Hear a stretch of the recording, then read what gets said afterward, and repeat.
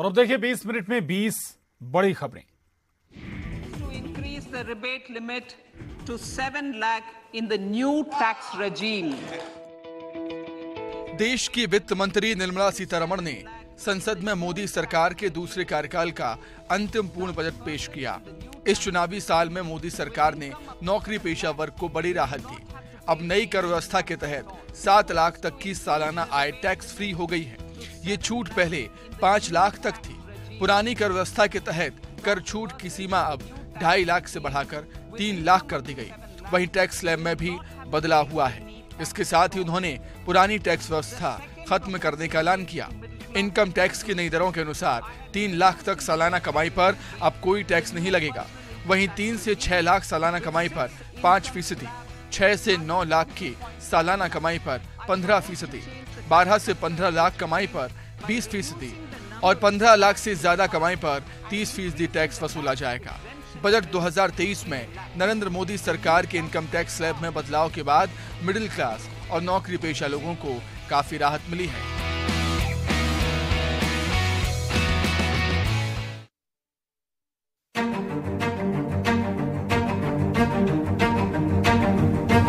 महाराष्ट्र के भिवंडी में एक गोडाउन में तड़की सुबह आग लग गई। आग इतनी भीषण थी कि देखते ही देखते उसने पूरे गोडाउन को चपेट में लिया।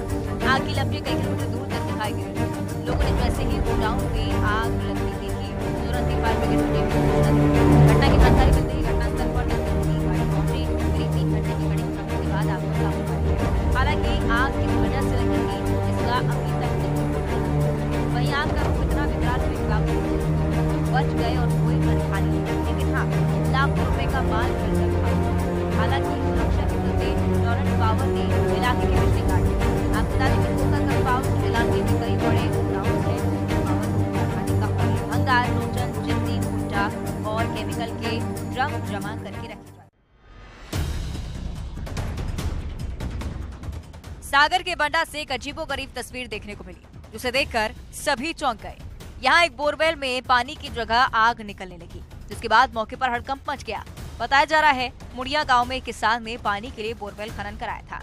करीब 400 फीट खोदने के बाद भी बोरवेल से पानी नहीं निकला। इसकी जगह उसमें से गैस निकलने की आवाजें आ रही थी। इसके बाद ग्रामीणों ने बोरवेल के पास जैसे ही आग जलाई वैसे ही आग भभक उठी। तुरंत ही इसकी सूचना जिला प्रशासन के अधिकारियों को दी गई। घटना की जानकारी मिलते ही अधिकारी भी मौके पर पहुंचे और आग बुझाई। इसके बाद बोर को पत्थर से ढक दिया गया। दरअसल बंडा क्षेत्र की जमीन के अंदर गैस के भंडार हैं और अक्सर बोर खोदते समय ऐसी घटनाएं सामने आती हैं। हालांकि कई घटनाएं होने के बाद भी सरकार ने गैस खनन की दिशा में कोई कदम नहीं उठाया।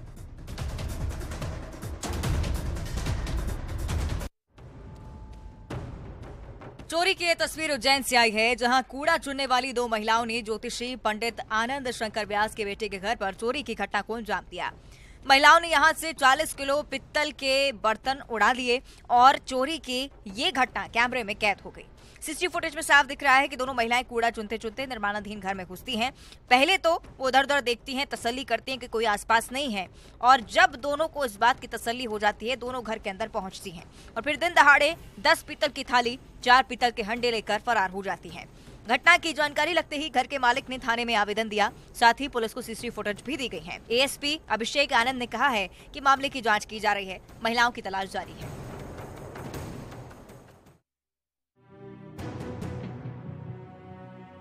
मुरैना की सड़क पर इन दिनों एक अलग ही नजारा देखने को मिल रहा है। अच्छे घरों में रहने वाले कुछ महिला पुरुषों ने सड़क पर ही आशियाना सजा लिया है।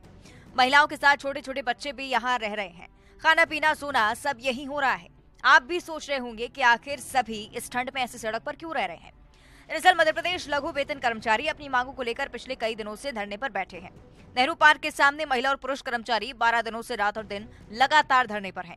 महिलाएं छोटे छोटे बच्चों को लेकर सड़क पर रात गुजार रही हैं। सुबह 5 बजे लघु वेतन कर्मचारी जाग जाते हैं और अपना नित्य कर्म करके रोड पर ही चाय बनाने लग जाते हैं। सुबह 10 बजते ही महिलाएं और पुरुष कर्मचारी खाना बनाने में लग जाते हैं। कर्मचारियों का कहना है कि नगर निगम की ओर से ना तो पानी की व्यवस्था है, ना ही ठंड में अलाव के लिए लकड़ी की व्यवस्था की गई है। साथ ही आसपास गंदगी होने के कारण बच्चे बीमार हो रहे हैं और इसी को लेकर सभी कर्मचारी पिछले 12 दिनों से आंदोलन पर हैं।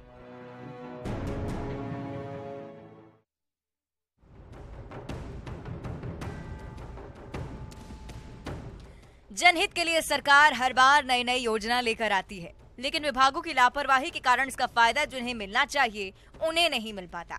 ऐसा ही एक मामला डिंडौरी से सामने आया है, जहां के 1 महीने पहले सड़क की मरम्मत के नाम पर लोक निर्माण विभाग के द्वारा ठेकेदार को करीब 45 लाख रुपए का भुगतान किया गया। लेकिन इन रुपयों से कैसी सड़क बनी, ये इन तस्वीरों में आप देखिए। सड़क मरम्मत के नाम पर ठेकेदार ने पुरानी सड़क के ऊपर जो गिट्टी की पतली परत बिछाई थी वो पूरी तरह से उखड़ चुकी है।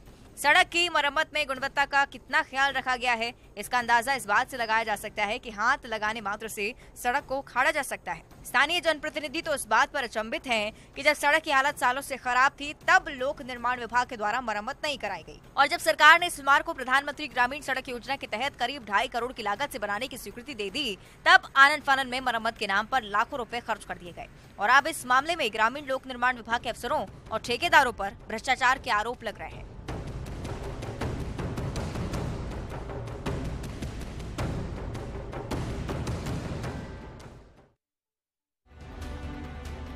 सतना के गोरसरी गांव में करंट लगने से बिजली विभाग के एक आउटसोर्स कर्मचारी की मौत हो गई। मृतक मंगलवार की शाम बिजली खंभे में फॉल्ट सुधारने के लिए चढ़ा था और इसी दौरान वो करंट की चपेट में आ गया और उपचार के दौरान उसकी मौत हो गई।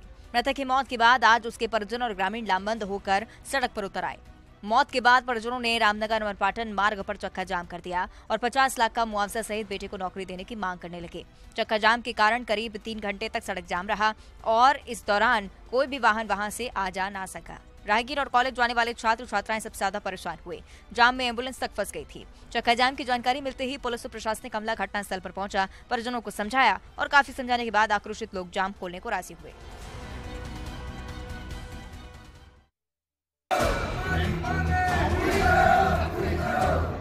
मंडला जिले के सैकड़ों गांवों में जनवरी महीने से ही पानी की विकट समस्या है। ग्रामीण बूंद बूंद पानी के लिए तरस रहे हैं। अपनी समस्या को लेकर सैकड़ों ग्रामीण खाली बर्तन लेकर योजना भवन पहुंचे और पानी दो के नारे लगाने लगे। नल नहीं तो जिंदगी नहीं के नारे लगाए गए और अधिकारियों को जगाने का प्रयास किया गया। मामला घुघरी विकासखंड की ग्राम पंचायत नाहरबेली का, जहां ग्रामीणों का कहना है कि पिछले 8 से 9 वर्षों से पीएचई विभाग पंचायत क्षेत्र में नल जल योजना के काम करा रहा है, लेकिन अभी तक सिर्फ पाइपलाइन बिछाने का काम हुआ है, जिससे सिर्फ एक टोले में ही पानी की सप्लाई की जा रही है। उन्होंने बताया कि पूरे पंचायत क्षेत्र में पेयजल का अभाव है। उन्होंने अपर कलेक्टर से नाहरबेली गांव की नल जल योजना को प्रारंभ कराने की मांग की है। इधर ग्रामीणों की मांग पर अपर कलेक्टर ने उचित कार्रवाई कर उनकी मांगों को पूरा करने का आश्वासन दिया।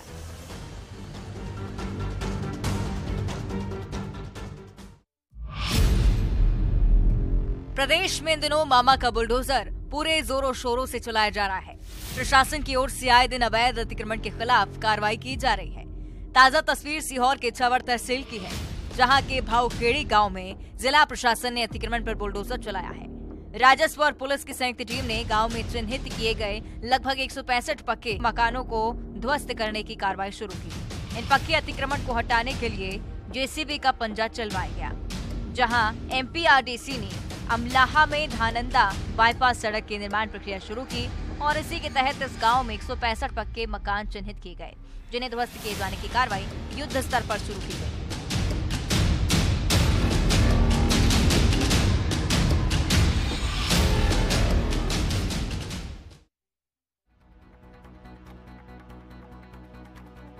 मनेंद्रगढ़ जिला पिछले कई दिनों से तेंदुए के आतंक से परेशान है।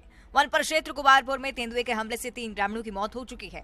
अभी ग्रामीण इस सदमे और दहशत से उबरे भी नहीं थे कि गांव में बाघ की एंट्री हो गई। बाघ को देखकर लोग इतने घबरा गए कि वे अपने घरों से भी निकलने से डर रहे हैं। उनकी रातों की नींद उड़ चुकी है। ये बाघ मनेंद्रगढ़ के वन परिक्षेत्र कुमारपुर के यूकेलिप्टस प्लांट के अंदर घुसा हुआ है, जिससे पूरा का पूरा गाँव दहशत के माहौल में जीवन जीने पर मजबूर है। बाघ को वापस जंगल की ओर खदेड़ने के लिए वन विभाग का अमला लगातार प्रयासों में जुटा हुआ है। प्लांट के चारों ओर घेराबंदी की जा चुकी है। बाघ किसी पर हमला ना करे, उसकी लगातार वन विभाग निगरानी कर रहा है।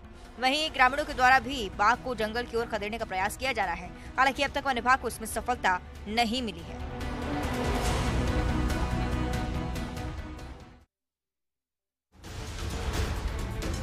बलरामपुर के राजपुर थाना क्षेत्र के एक जंगल में 2 जनवरी को शत विचलित हालत में एक ग्रामीण की लाश मिली थी। मृतक उसी शाम घर से जंगल की तरफ निकला था, लेकिन उसके बाद घर नहीं लौटा। काफी खोजबीन करने के बाद सुबह उसकी लाश जंगल में शत विचलित हालत में मिली। इसके बाद परिजनों ने तत्काल इसकी सूचना पुलिस को दी।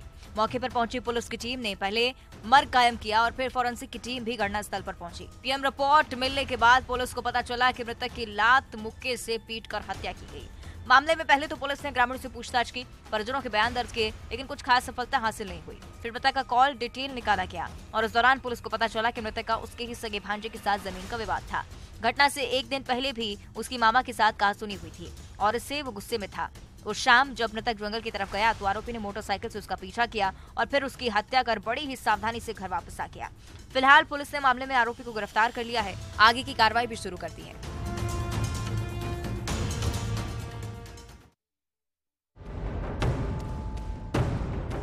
मनिंद्रगढ़ के एससीसीएल हसदेव क्षेत्र में कोल डस्ट को लेकर कलेक्टर पीएस ध्रुव ने नाराजगी जाहिर की।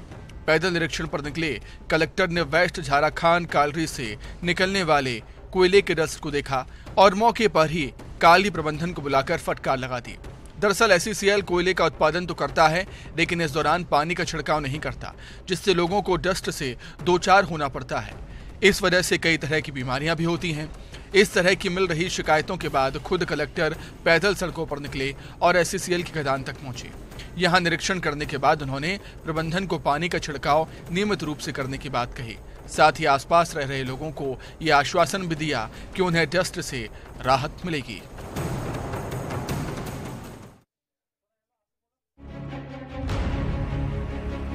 छत्तीसगढ़ सरकार पहले ही कई विभागों के कर्मचारियों की हड़ताल से जूझ रही है। इसमें आंगनवाड़ी कार्यकर्ता, संविदा कर्मचारी संघ सहित अन्य विभाग के कर्मचारी शामिल हैं। इस कड़ी में अब फड़ मुंशी कर्मचारी संघ भी जुड़ गया है। छत्तीसगढ़ तेंदुपत्ता फड़ मुंशी कर्मचारी संघ ने अपनी मांगों को लेकर अब सरकार के खिलाफ मोर्चा खोल दिया है। संघ ने कटघोरा वन मंडल की डीएफओ को मुख्यमंत्री के नाम ज्ञापन सौंपते हुए 4 साल पहले घोषणा पत्र में किए गए वादों को याद दिलाया, साथ ही मांग को पूरा करने की बात कही। संगठन के लोगों का कहना है कि सन 1988-89 से वे कार्यरत हैं और शासन की जन कल्याणकारी योजनाओं को तेंदुपत्ता संग्राहकों तक पहुंचाकर लाभान्वित करते आ रहे हैं। कांग्रेस ने अपने घोषणा पत्र में कहा था कि हमारी सरकार आने के 10 दिन के अंदर फड़ मुंशियों को कमीशन छोड़कर 1000 प्रतिमाह मानदेय दिया जाएगा, लेकिन ये आज तक लागू नहीं किया गया। अब अगर उनकी मांगों को पूरा नहीं किया गया तो वे उग्र आंदोलन करेंगे।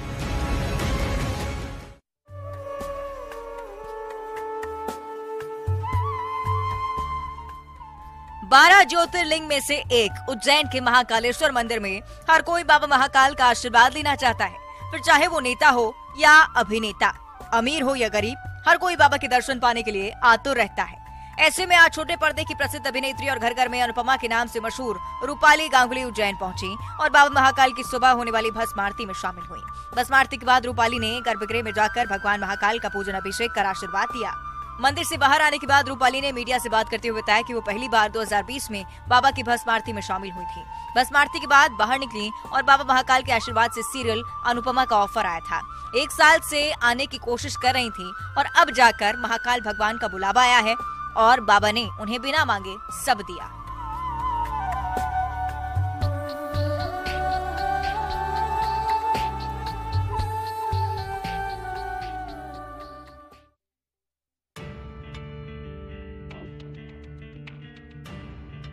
जंगलों में बेखौफ बेबाक शिकार करते तेंदुए के बारे में आपने सुना होगा, फिल्मों में देखा होगा, लेकिन क्या देखा है पिंजरे में कैद खूंखार को? तस्वीरें महाराष्ट्र के नासिक की हैं, जहां देवलाली कैंप में वन विभाग के द्वारा लगाए गए पिंजरे में तेंदुआ ट्रैप हो गया। खुद को कैद पाने के बाद देखिए खूंखार कैसे दहाड़ रहा है, खिड़की से बाहर झांक रहा है। तेंदुआ उस वक्त कैद भले ही था, लेकिन चेहरे पर गुस्सा साफ झलक रहा था। बाहर के लोग भी एक बार सहम गए। मौके पर बड़ी संख्या में फोर्स की तैनाती रही। दरअसल देवलाली के मिलिट्री कैंप के जंगलों में तेंदुए का मूवमेंट लगातार देखा जा रहा था, जिसके चलते दहशत का माहौल था। लिहाजा वन विभाग ने पिंजरा लगाया था, जिसमें तेंदुआ आकर फंस गया।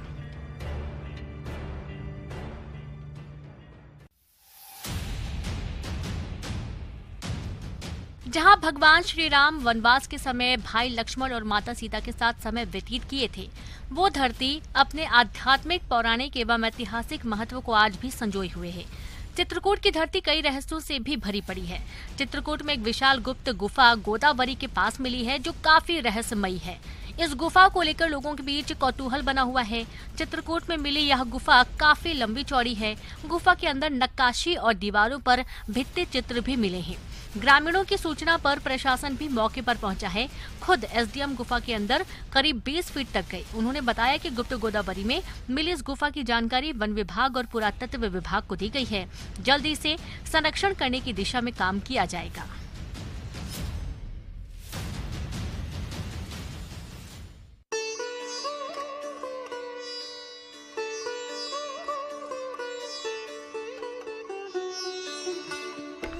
तिरुपति की तर्ज पर जगदलपुर शहर में बने भगवान बालाजी मंदिर का 22वां वार्षिक महोत्सव का आगाज धूमधाम से किया गया।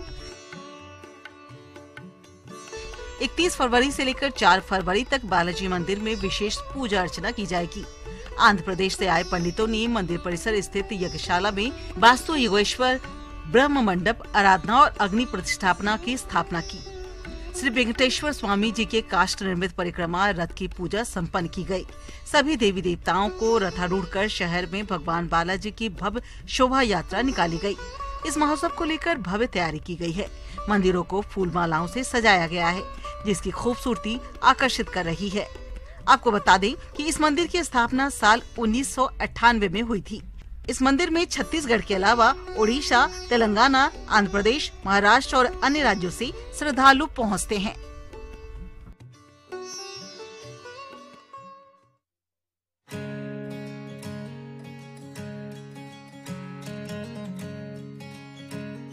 बद्रीनाथ धाम, हेमकुंड साहिब, पोलो की घाटी, नंदा घुंटी, रुद्रनाथ, लालवाटी सहित नीति और माणा घाटियों में हुई बर्फबारी ने ऐसा खूबसूरत नजारा पेश किया है जो खूबसूरत पेंटिंग्स में ही कभी कभार नजर आता है। बद्रीनाथ धाम में करीब 2 और हेमकुंड साहिब में 3 फीट तक ताजी बर्फ जमा हो गई है। बद्रीनाथ धाम की जो तस्वीर सामने आई है वो देखते ही बन रही है। बर्फबारी के बाद बद्रीनाथ धाम में किस तरीके से चारों तरफ बर्फ ही बर्फ जमा हो गई है, आप तस्वीरों को देखिए। पहाड़ों में पिछले 2 दिन जमकर बर्फबारी हुई और बर्फबारी के बाद कई जगहों पर 2 से 3 फीट बर्फ की सफेद चादर जमा हो गई। बद्रीनाथ धाम में नीलकंठ पर्वत, नर नारायण पर्वत,